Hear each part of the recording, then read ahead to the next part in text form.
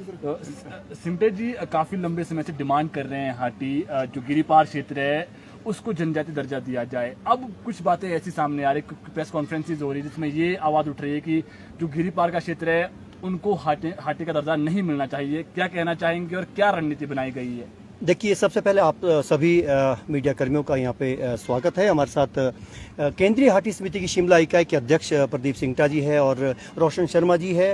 हमारे साथ तमाम जो गिरिपार की जो हमारी संस्था है, एक बड़ी केंद्रीय हाटी समिति जो हमारा सबसे शीर्ष संस्था है, उसी की ही हम इकाई है। कपिल चौहान जी है हमारे साथ, आत्माराम भिल्टा जी है, रिसर्च स्कॉलर विंग है हमारा, उसके अध्यक्ष है। हमारे साथ तमाम लोग हैं, बंसीलाल ठाकुर जी है, ठाकुर साहब है, पूरे आप देख सकते हैं हमारी पूरी टीम है। और हम एक टीम वर्क में विश्वास करते हैं। आपने जो सवाल उठाया है कि कुछ लोग विरोध कर रहे हैं, हमने अभी फिर से आपके माध्यम से ये कहना चाहेंगे कि अभी महाकुंभलियों का दौर हम तेज करेंगे। हाटी में सभी विचारधाराओं के लोग शामिल है और हम सभी विचारधाराओं के लोगों से आग्रह करना चाहेंगे कि हमारे समाज को जोड़ने का काम कीजिए, हमारे समाज को तोड़ने की राजनीति मत कीजिए। जब तक ये नहीं हो रहा था तो हमारी जो महाकुंभली, दूसरी महाकुंभली, सबसे पहले तो हमारी महाकुंभली 1 जनवरी को रोनाट के भीतर हुई थी, उसमें हमने किसी भी पॉलिटिकल पार्टी के बड़े नेता को नहीं बुलाया था और एक आपके माध्यम से ये कहा था उस वक्त कि 6 महीने का हमने एक मोहलत दी थी। अगर 6 महीने के अंदर ये नहीं हुआ जनजातीय क्षेत्र घोषित तो हम किसी भी नेता का गिरिपार में, किसी भी दल का हो, कितना ही बड़ा नेता हो,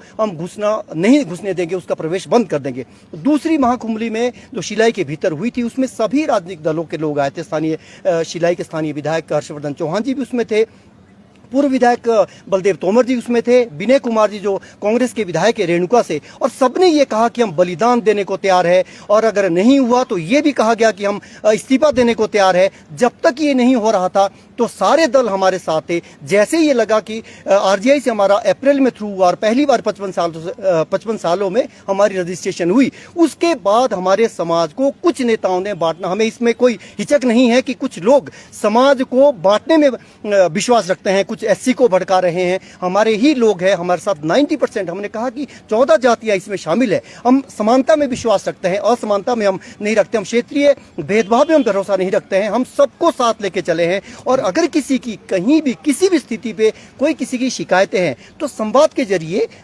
जरिए वो सॉल्व हो सकती है, उसमें बांटने का नहीं है। केवल राजनीतिक रोटियां कुछ लोग सेक रहे हैं और हमने ये कहा है, केंद्रीय हाटी समिति का ये शिमला इकाई का ये मानना है कि जिस भी व्यक्ति ने आगे ये हमारे समाज को बांटने की कोशिश की, हम उन सभी नेताओं को पहले चयनित कर उनकी पहचान कर, हालांकि पहचान हमने मोटे तौर पर कर ली है, हम उनका आने वाले समय के अंदर घेराव करेंगे, गांव-गांव जाकर और हर घर में अगर जहां भी वो पहुंचते हैं गिरिपार के अंदर, हम उनसे सवाल पूछेंगे कि आप हमारे पीढ़ियों के साथ अन्याय होता देखना चाहते हैं?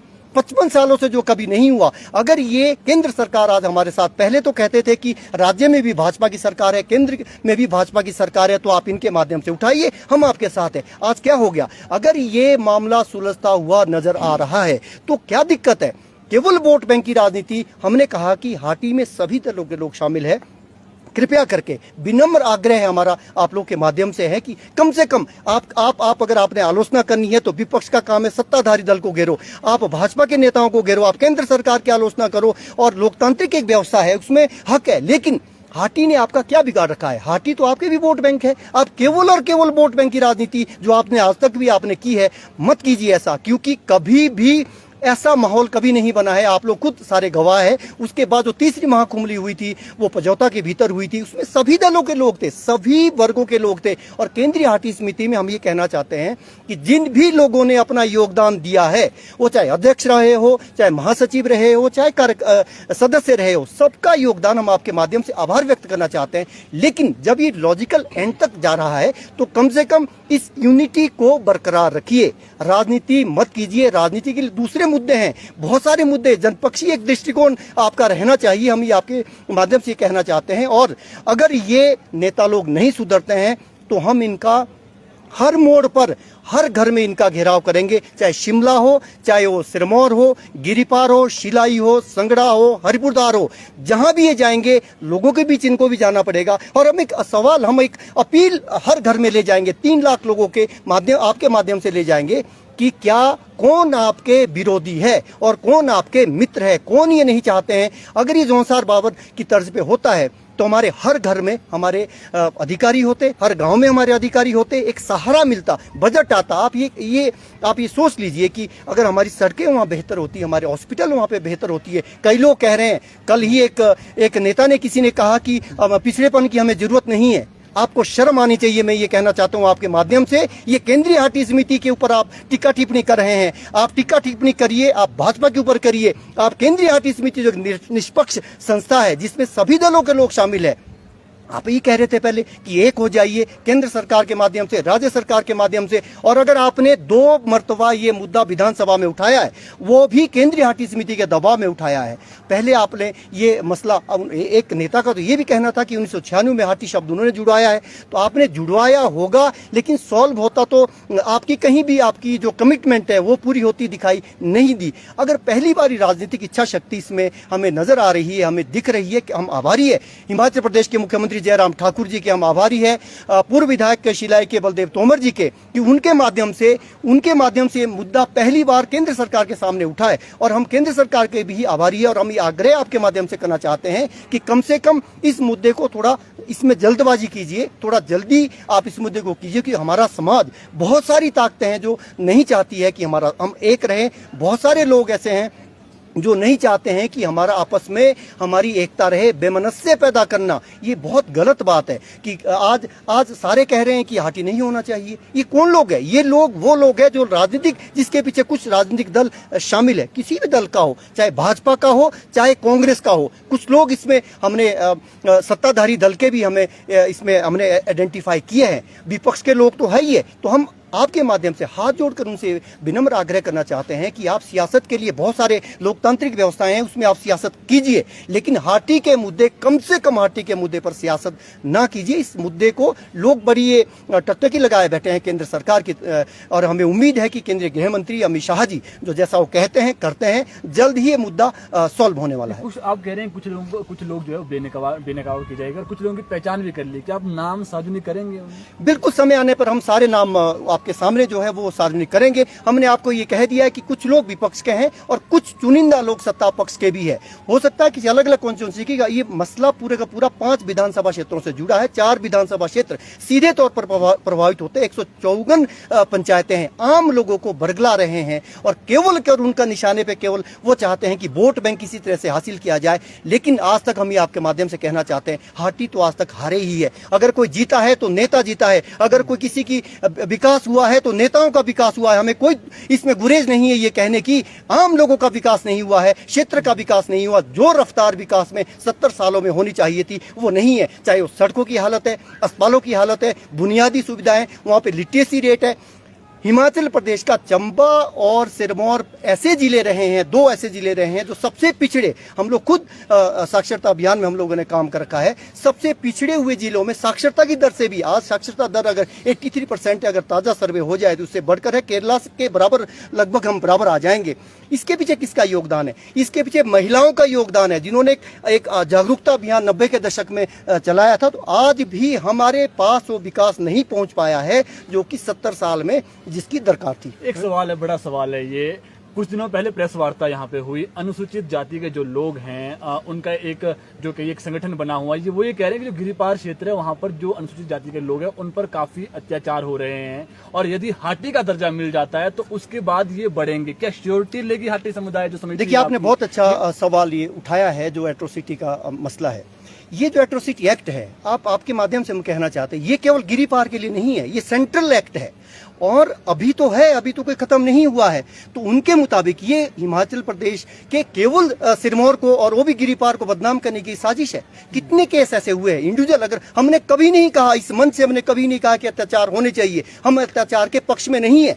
जो भी अत्याचार करेगा कानून के मुताबिक उसके ऊपर कार्रवाई होनी चाहिए, हमने कभी नहीं लिया। ये स्वर्णों का आंदोलन भी नहीं है कि कुछ लोग कहते हैं कि हम बढ़ जाएंगे, स्वर्ण इधर हो जाएंगे, दलित इधर हो जाएंगे। हम सबको जोड़ने पे विश्वास रख रहे हैं, सबको हम जोड़ने में करें। और दूसरी बड़ी बात है, जितने अभी कानून है, हत्या तो सबसे बड़ा ऑफेंस है, तो क्या हत्याएं कानून के रहते रुक रही है?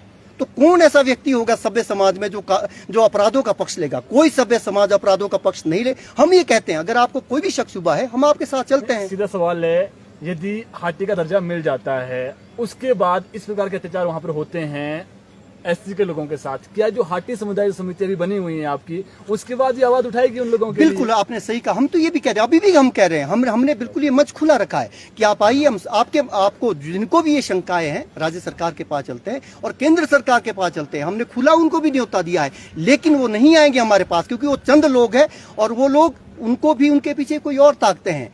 तो हम आप सभी समझते हैं, हमने कभी नहीं कहा कि किसी एक वर्ग के खिलाफ जो है वो अत्याचार होने चाहिए। कोई भी अत्याचार के पक्ष में नहीं है और हम उनके माध्यम से कि आप समाज को बांटना बंद कीजिए। बाहर से लोग आते हैं, आपको माध्यम से एक और हम कहना चाहते हैं, यहाँ पे एक उत्तर प्रदेश के एक आए, दलित के नेता आए। उत्तर प्रदेश की कई जातियां अभी एससी से एसटी में आ रही है, वहां विरोध क्यों नहीं होता है? केवल विरोध जहां हुआ ही नहीं है, आप विरोध, और पार्लियामेंट में एक्ट उसका आ रहा है।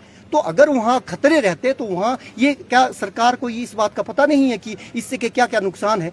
ये बिल्कुल आपकी बात सही है कि कुछ लोग भड़का रहे, उनकी बातों में ना आए, हम उनके साथ है, ना केवल आज रहेंगे। ये चुनाव तो दिसंबर में खत्म हो जाएंगे अगर ये उसी शेड्यूल पे होते हैं, लेकिन हम तो उसी समाज में रहेंगे। उसी समाज में जो लोग अपनी कौम के नहीं हो सकते, अपने समाज के नहीं हो सकते, अपनी माटी के नहीं हो सकते, वो किसी के नहीं हो सकते। हम ये आप अगला सवाल पूछिए। सिंटा जी, एक आपसे बात करना चाहूँगा। जिस तरह से आपने कहा कि 70 सालों से सिरमौर क्षेत्र का विकास नहीं हुआ, बात की जाए हिमाचल निर्माता सिरमौर क्षेत्र के, तो क्या ऐसे कारण रहे कि सिरमौर क्षेत्र की अनदेखी हुई? क्या सरकार ने वहां के विकास की नहीं सोची?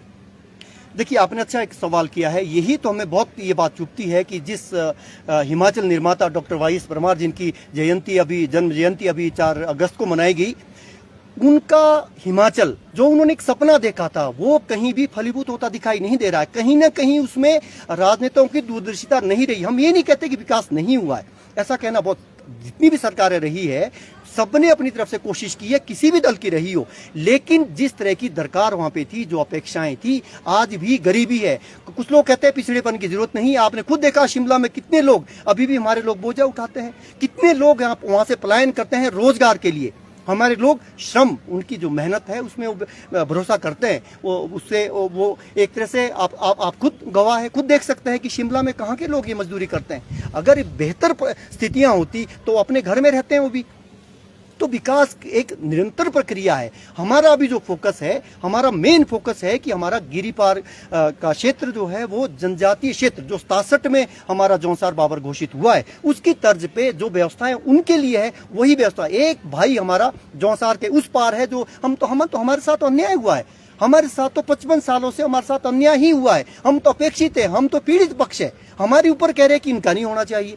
अरे भाई, जो एक्ट होगा, जो लगभग 11.25 करोड़ वो ट्राइबल है पूरे देश में, जो भी व्यवस्थाएं उनके लिए, जिसकी इजाजत संविधान देता है। संविधान बाबा भीमराव अंबेडकर का संविधान तो सबको मानना पड़ेगा, हमें भी वो मान्य है। जो भी व्यवस्थाएं उसमें होगी, कोई किसी को गिले शिकवे है तो सामने आए। और मेरे साथ हमारे अध्यक्ष है केंद्रीय हाटी समिति की शिमला इकाई के प्रदीप सिंगटा जी, ये भी अपनी बात रखेंगे। प्रदीप जी, एक आपसे बात पूछना चाहूँगा। जिस तरह से अनुसूचित जाति ने अभी कोर्ट में गुहार लगाई है, उनका कहना है कि जो आंकड़े प्रस्तुत किए गए हैं वो बिल्कुल गलत आंकड़े प्रस्तुत किए गए हैं और इस मामले की सुनवाई, अब कोर्ट ने भी इस पे जवाब मांगा और इस मामले की सुनवाई अब 16 अगस्त को है।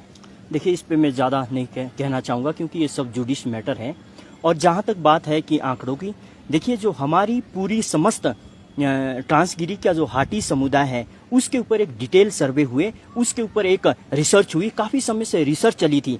और जो यहाँ की कॉन्स्टिट्यूशनल एजेंसियाँ हैं, उन्होंने बिल्कुल ही साइंटिफिक और वैज्ञानिक आधार पे सारे पैरामीटर जो भारत के संविधान में हैं उसके अनुसार सर्वे किए और अपनी जो प्रपोजल है स्टेट की, राज्य कैबिनेट से है, गवर्नर साहब से है और यहाँ की तमाम संवैधानिक संस्थाओं से जो प्रस्ताव भेजा, भारत की सरकार में भेजा। उसके बाद जो वहाँ के हमारे देश के गृह मंत्री अमित शाह जी, वहाँ पे हमारी जो सरकार ने है हाटी समुदाय को एज ए हाटी रजिस्टर्ड किया है, जिसके लिए हम माननीय जयराम ठाकुर जी, शिलाई के पूर्व विधायक बलदेव सिंह तोमर जी, वीरेंद्र कश्यप जी और वर्तमान में जो सांसद है सुरेश कश्यप जी, रीना कश्यप जी, तमाम भाजपा का शीर्ष नेतृत्व का चाहेंगे। जिस जो एससी और एसटी एक्ट की बात है, वो तो भैया जो 10 करोड़ लोगों के लिए भारत के संविधान में जो कानून है उसके अनुसार ही कानून बनेगा। हम केंद्रीय Hatti on the behalf of केंद्रीय हाटी समिति हम कहना चाहेंगे कि जो सामाजिक कुरीतियां हैं उनके निराकरण के लिए केंद्रीय हाटी समिति कटिबद्ध है। जिस प्रकार से चाहे अत्याचार केंद्रीय हाटी समिति की बात है, 14 जातियों के लोग इसमें इन्वॉल्व हैं। केवल और केवल कुछ लोग हैं जो इस प्रकार के दुष्प्रचार कर रहे हैं, और अब केवल जैसा कि अभी डॉक्टर साहब ने बताया कि कुछ एक पॉलिटिशियन है जो इस प्रकार से पोलराइजेशन करना चाहते हैं और फंडेड लोगों को खड़ा करना चाहते हैं। हमारे साथ सभी वर्गों के लोग हैं, चाहे ओबीसी के हैं, चाहे एससी समुदाय के हैं। रिसर्च स्कॉलर है आत्माराम भिल्टा जी, और सामाजिक कार्यकर्ता है हमारे शर्मा जी, रोशन शर्मा जी। तमाम लोग हैं इस समुदाय में, हमारी केंद्रीय हाटी समिति में, शिमला में भी और गिरिपार में भी। 154 पंचायतों में हमारा डिटेल जो लोग हैं, सभी कास्टों के तन मन धन से इस मुद्दे के लिए लंबे समय से लड़ाई लड़ रहे हैं। अब ये फलीभूत होने वाली है। हम आने वाले समय में उनका ट्रांसगिरी में लोगों के बीच बेनकाब करेंगे और इतिहास में गद्दार कहलाए जाएगी।